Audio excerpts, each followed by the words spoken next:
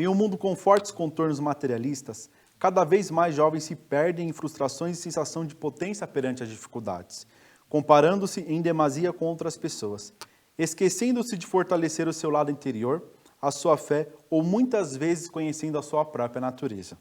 O resultado disso é um alto grau de ansiedade, depressão e o número de tentativas de suicídio crescendo ano após ano entre os jovens. Saúde mental. Este é o tema do programa Parar para Pensar. Sejam todos muito bem-vindos.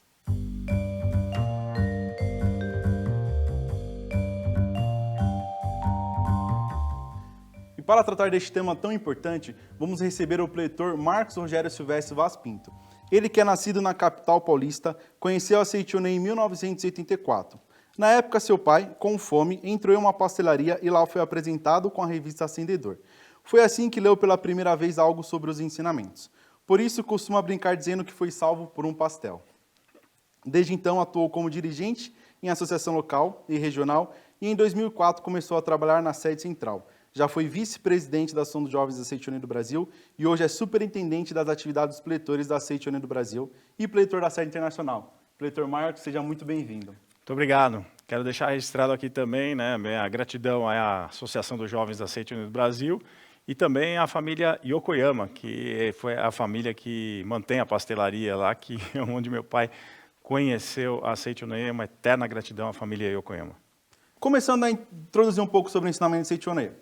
A Seitione fala que só existe o bem e tem demonstrado que a sua prática no dia a dia soluciona os mais diversos problemas da humanidade, desde financeiros, os que envolvem relacionamentos interpessoais e também a cura de doenças.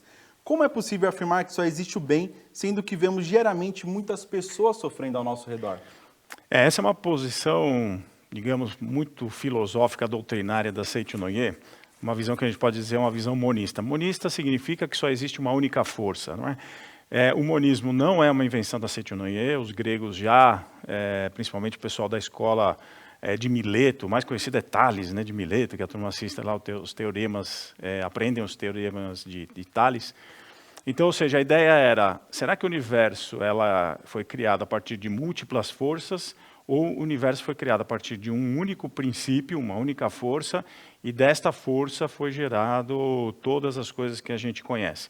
Então, o professor Masaru Taniguchi pega essa ideia, né, do monismo, uma única força, porque na cabeça dele é assim, como é que pode existir um Deus que pode criar o bem e o mal, ou como é que pode ser um Deus poderoso, que é bem absoluto, que cura tudo, etc., e tem uma outra força antagônica a esse Deus. Então, existia esse conflito na cabeça do professor Masaru Taniguchi quando ele começa a pensar, filosofar. E ele chega à conclusão, não, que observando o universo, a gente começa a perceber que o princípio único do universo é a harmonização. Tudo que sai fora da harmonia, o universo tende a harmonizar. Um exemplo curto é assim, nosso corpo adoece. A vida dentro do corpo trabalha para poder curar essa doença. Isso em todo o universo acontece isso, tudo busca um equilíbrio, né? Tudo se rearranja a partir da harmonização. Então ele observa isso e diz, olha, então se o princípio é esse de harmonização, só existe uma única força que é o bem. O que a gente chama de mal, na Seitione a gente diz, olha, é uma manifestação, né, quando o bem não está se expressando. Então existe o bem, o mal, né, as coisas negativas se manifestam, quando este bem não consegue se projetar de forma natural. Então, por exemplo, se você procura um médico, é porque você acredita que o estado da doença não é natural. Se fosse natural, todo mundo diz, já adoeceu? Já, que maravilha, estou bem doente já, está na boa.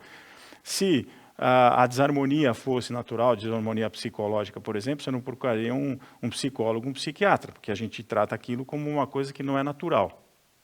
Isso, então, o professor Masaru Taniguchi chega nessa conclusão, que o bem é a única existência verdadeira e o mal é só uma manifestação. Quem quiser conhecer bem essa parte, pode ler o livro Imagem Verdadeira e Fenômeno, por exemplo, da Seitione, que é um livro que explica bem o que eu estou falando em poucas palavras. Legal, Marcos. Da sua explanação fica mais fácil a gente compreender essa questão, né? E se você quiser adquirir algum livro da Seitione, aqui na descrição do vídeo tem os links da nossa livraria virtual. Bom, vamos para a segunda pergunta. Tendo em vista que a nossa vida está diretamente relacionada com a visão que temos a respeito dela e com as ações que tomamos no nosso dia a dia, como a Seitione vê a importância de cuidarmos da nossa saúde mental? Claro, tudo começa a partir dos meus pensamentos, né, de como eu me sinto. Eu acho que a ideia principal é como é que você está se sentindo agora. Eu me sinto o quê? Com medo, com ansiedade, eu me sinto feliz, não é só o que eu penso ser, é o que eu sinto ser. Então, existe um livro que eu queria recomendar para todos aqui, que é A Verdade e a Saúde, que é um livro assim muito interessante de se ler. Tem teorias do Yogananda aqui, que o professor Masaru Taniguchi compila, e muitas orações, né, para você cuidar realmente da forma de você pensar. Às vezes a pessoa diz assim, mas um livro é capaz de mudar e me curar. Não, o livro é capaz de mudar a forma como você pensa, o livro é capaz de mudar a forma como você age, desde que você faça uma reflexão profunda, né, e obviamente com outras pessoas ao seu lado, isso sim. Então, a importância da saúde mental, eu diria, é tudo na sua vida, porque você necessariamente precisa estar bem consigo mesmo, precisa estar com suas crenças em ordem, né, os seus pensamentos em dia. Então, eu tenho amigos, por exemplo, que nós estamos passando por uma situação difícil, né, que é essa, né, pandemia, estamos vivendo esse momento agora.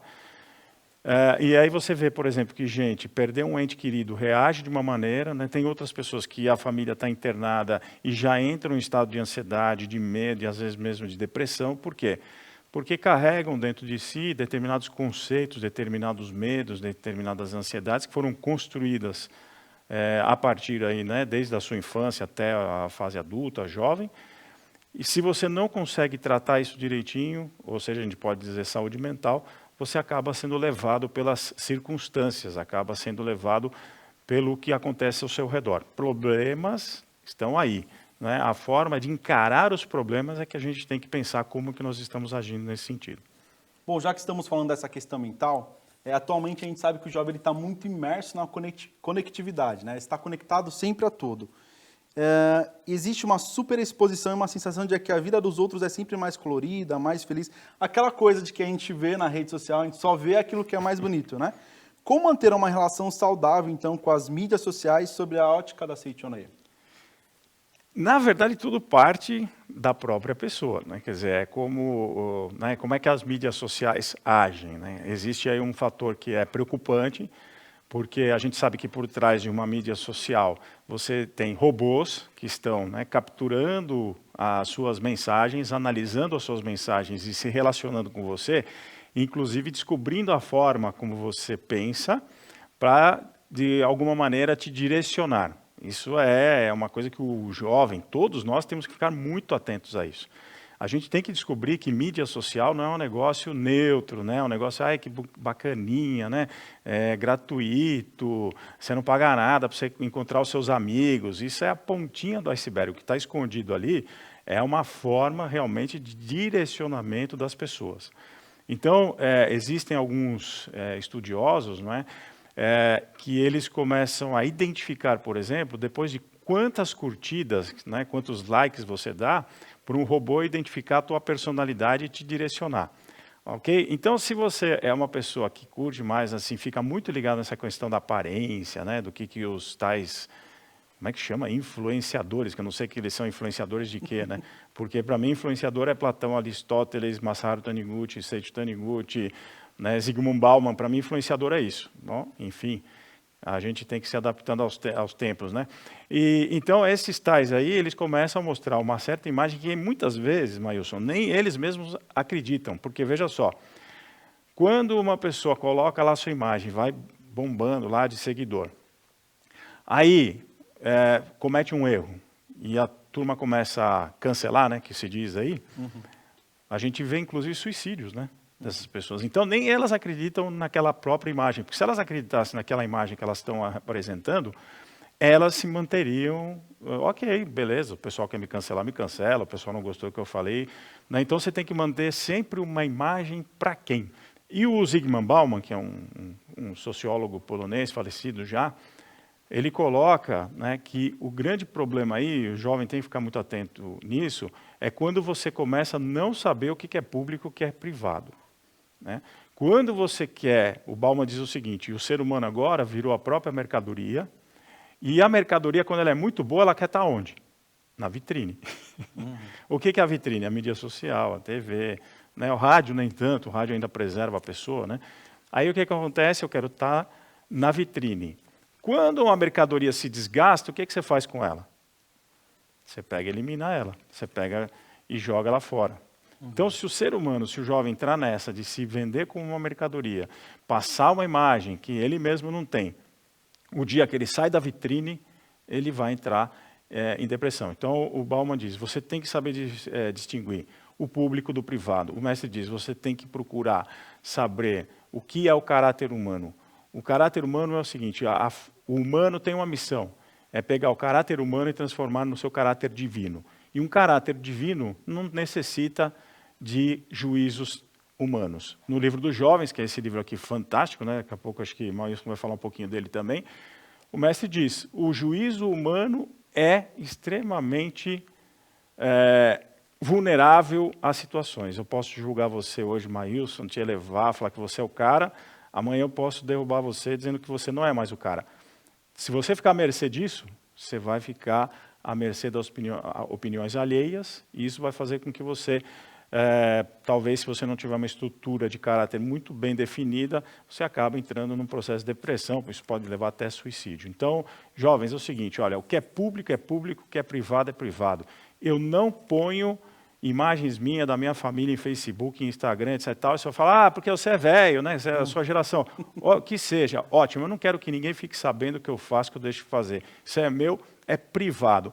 Agora, o que é público para mim? Mensagem positiva, mensagem do professor Masaharu Taniguchi, eventos da Seiichi Onoye e outras coisas que vão fazer as pessoas serem felizes. Para mim é essa a questão. E aí eu me preservo. Excelente, Marcos. Você falou do livro Jovens, acho que as nossas duas próximas perguntas estão muito relacionadas a isso. E eu penso que é muito importante o ponto de vista da dificuldade, né? Porque a gente olha a dificuldade como algo ruim, né? E a gente tem a questão da exposição, né? Eu estou expondo uma parte da minha vida privada, como você colocou, mas eu estou expondo aquilo que é bonito mostrar, né? Até mesmo assim. Então, e aí, nesse ponto da dificuldade, né? Qual que é a visão da Seiichi Onoye?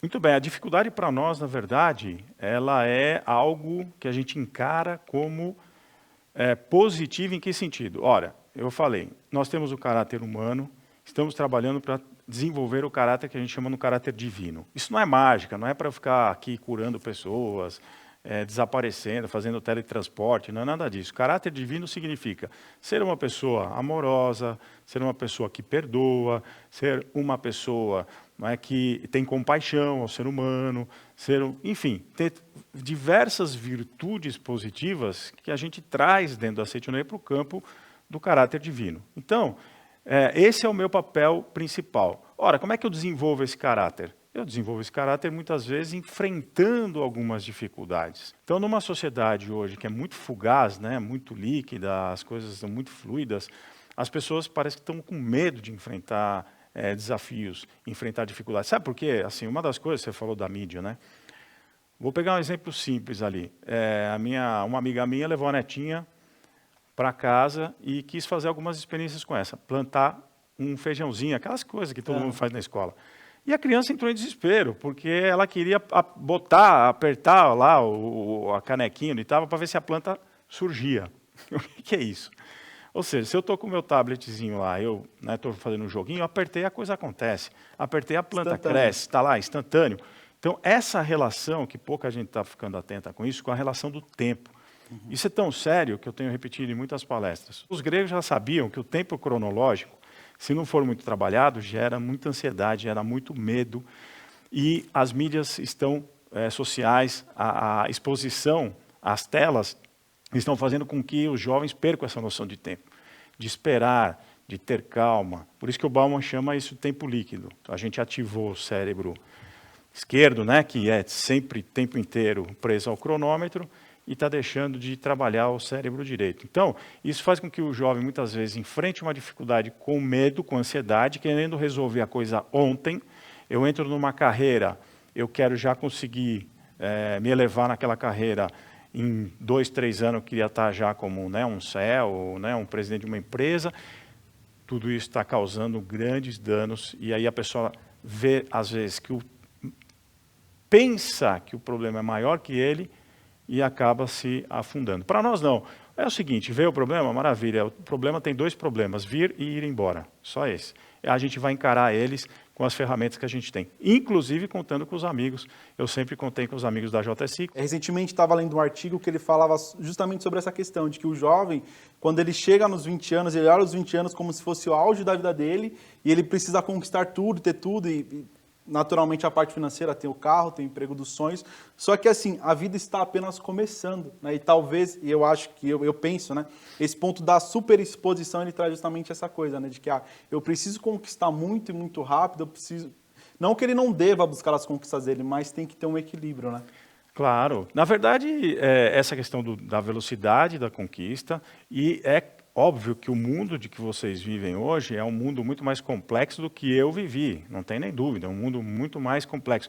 E é um mundo, inclusive, que alguns autores estão chamando de pós-verdade, parece que nada mais é verdade, tudo você não consegue definir nada como sendo, isso aqui é o que eu acredito, isso aqui é, né?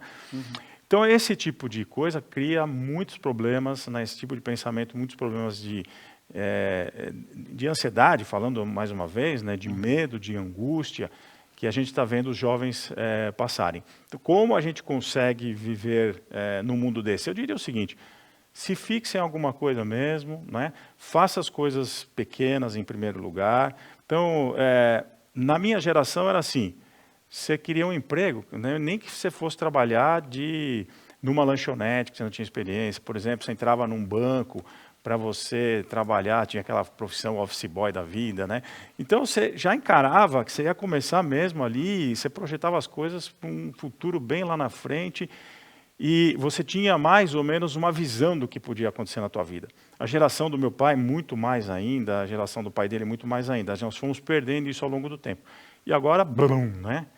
Caímos numa sociedade em que tudo tem que acontecer muito rapidamente e pior ainda, né? Eu tenho que ter a imagem, né, do super-herói. Então, isso é muito perigoso e eu espero que os jovens da Seitonoye e o jovem que está nos assistindo agora não caia nessa cilada.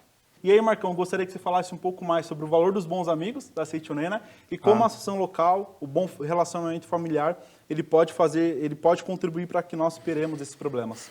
Começando por relacionamento familiar, né? Nós temos que falar um pouco de relacionamento mesmo, não é?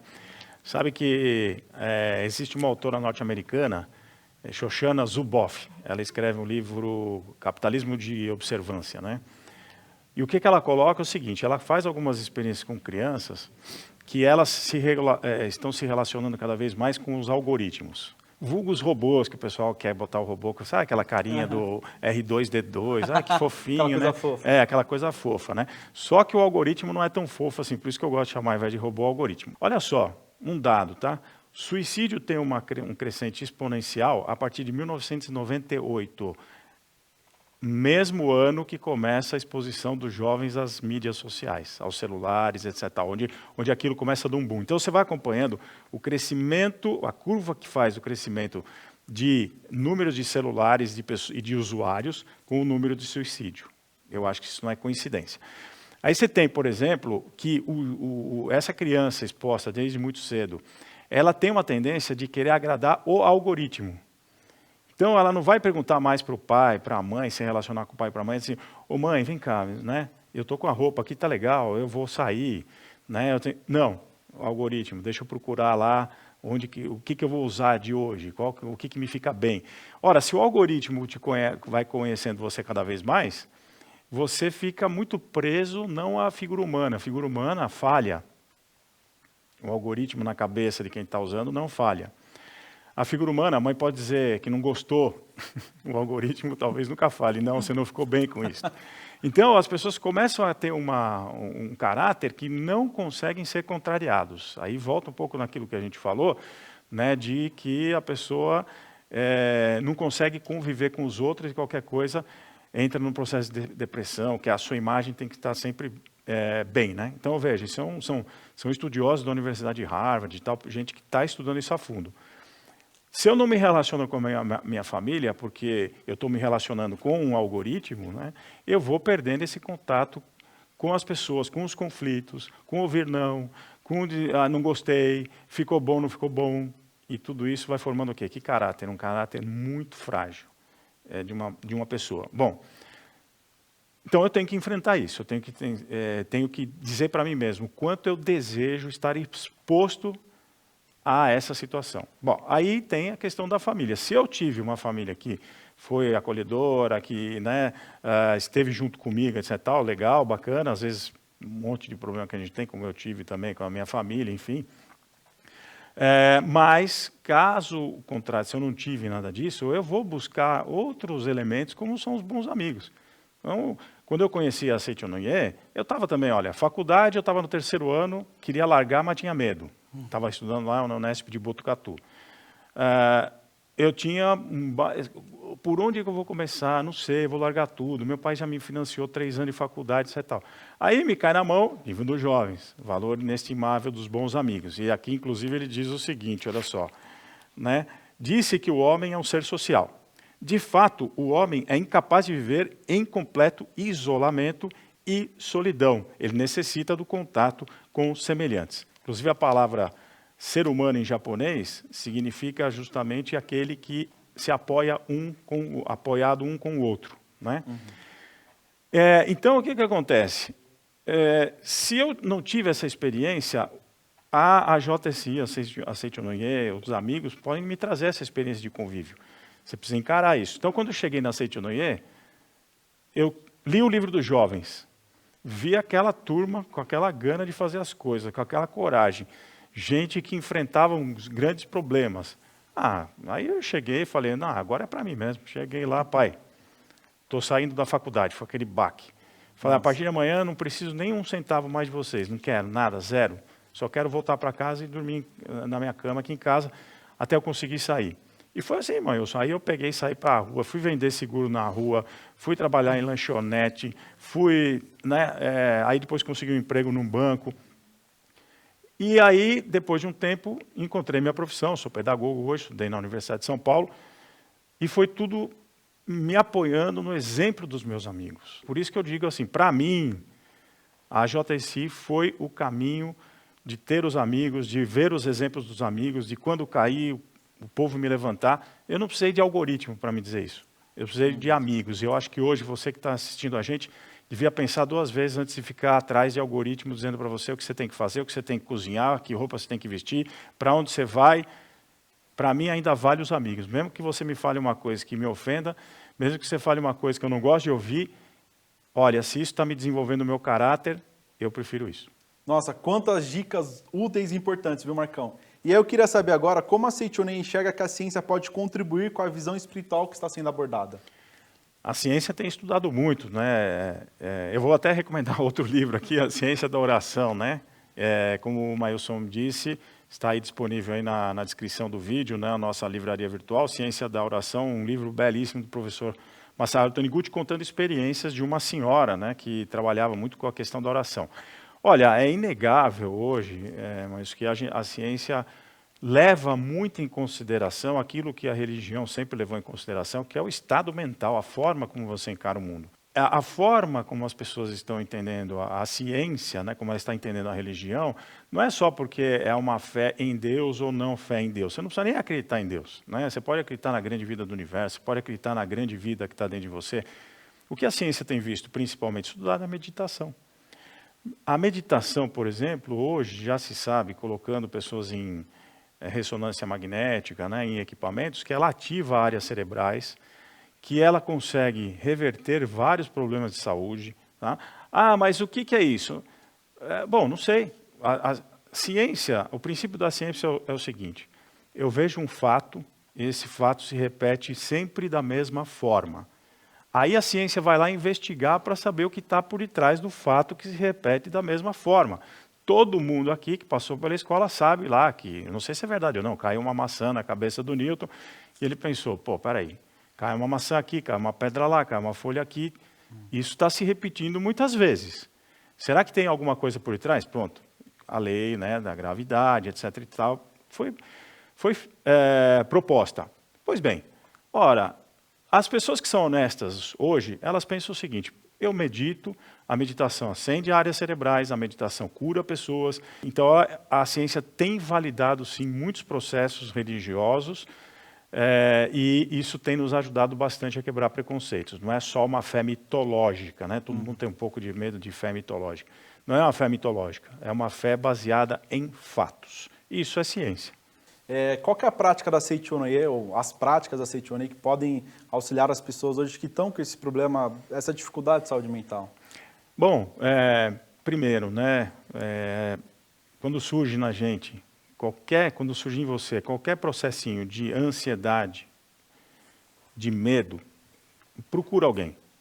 Sabe, você viu que você está começando a ficar ansioso mais do que deveria, procura alguém. Procura um amigo, procura a família, procura ajuda médica, procura ajuda religiosa. Não deixe essa ansiedade crescer, né? Virar medo para depois virar aí provavelmente uma depressão. Essa é uma primeira coisa. A outra, né, nós temos várias orações, mas o que a gente recomenda para a pessoa? 3 coisas que nós recomendamos. Meditação, Shinsokan, leitura de livros e de sutras e ajudar o próximo. Ter compaixão, ajudar o semelhante. Então, essas são as 3 práticas que a gente chama religiosas importantes, que fazem você ampliar a sua consciência, deixar de ser só esse corpo físico aqui, entender que existe algo que é muito maior, e o apoio dos amigos, obviamente, nesse sentido. Eu tenho visto experiências muito bacanas de pessoas, né, da Seichonoye, preletores da Seichonoye, que dentro da sua associação local, dentro da sua regional, tem convidado pessoas a participar da meditação Shinsokan, por exemplo, diariamente. E a gente tem relatos de pessoas que estavam em estado depressivo, que estavam com crise de ansiedade muito séria, que acompanharam essa meditação e já começaram a ter melhora já na primeira semana da meditação.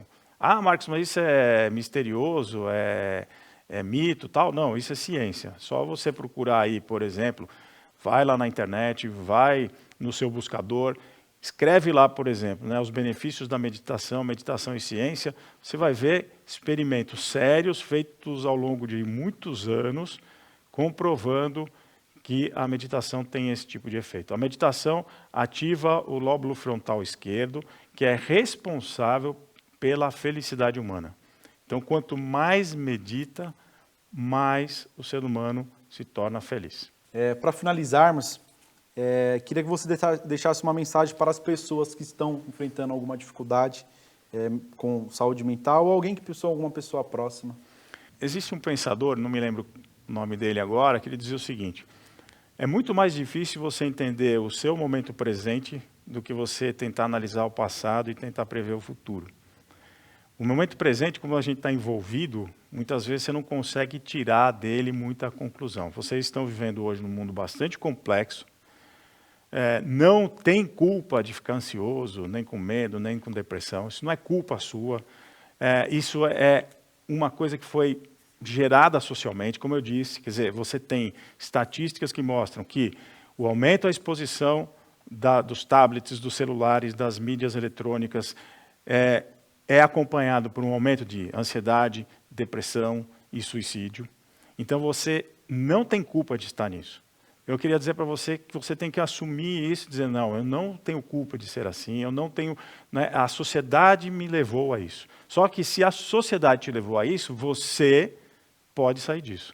Você junto com quem? Como a gente já falou, junto com os amigos que você tem, seja da escola, do trabalho, e a gente, claro que está te convidando para conhecer os amigos da Seichonoye. Esse pessoal é que me levantou e me ergueu. Né? Eu posso dizer isso para vocês de experiência própria, porque eu passei por muito problema sério na adolescência. Né? Quem me resgatou foi um amigo. Eu estava num momento bastante sério de depressivo, né? Com um medo era tão grande que eu estava andando numa calçada, se alguém vinha numa direção, eu atravessava a calçada, porque eu sempre imaginava que aquela pessoa ia me atacar. Aí eu me enfiei em casa e foi um amigo chamado Aloysio, que eu tenho amizade com ele até hoje, que estudou comigo desde o infantil até o ensino médio, que me tirou dessa situação. Então eu sei o que eu estou falando. Né? Quando eu estava na JSI, eu passei por um momento desse de novo, e quem me arrancou desse momento de novo foi os amigos da Seichonoye. Só que aí eu já tinha os meus instrumentos. Então foi a leitura da Sutra Sagrada direto, a meditação, acabou. Isso eu estou falando de coisa de 30 anos atrás. Acabou isso. Né? Nunca mais tive e nunca mais vou ter. mas eu precisei da ajuda, a princípio de um amigo meu e depois dos amigos da Seitonê. Então você não está sozinho, você está conosco e você não é responsável por estar passando por esse momento difícil. Pode contar com a gente. Muito obrigado. Nossa, muito obrigado, Pleitor Marcos. Ricas experiências, né? Muito conhecimento. Esse foi o nosso programa Parar para Pensar sobre saúde mental. Se você está participando da primeira vez, não deixe de acompanhar aqui os nossos conteúdos, se inscreva no nosso canal e também compartilhe o link desse vídeo com alguém que você conheça, com os familiares que você sabe, né, que está precisando ouvir um pouquinho mais sobre o ensinamento da Seitonê. Aqui na descrição do vídeo você encontra o link da livraria virtual, onde você pode adquirir todas as obras citadas nesse vídeo de hoje e também nos acompanhe nas redes sociais, o link também está na descrição. Muito obrigado.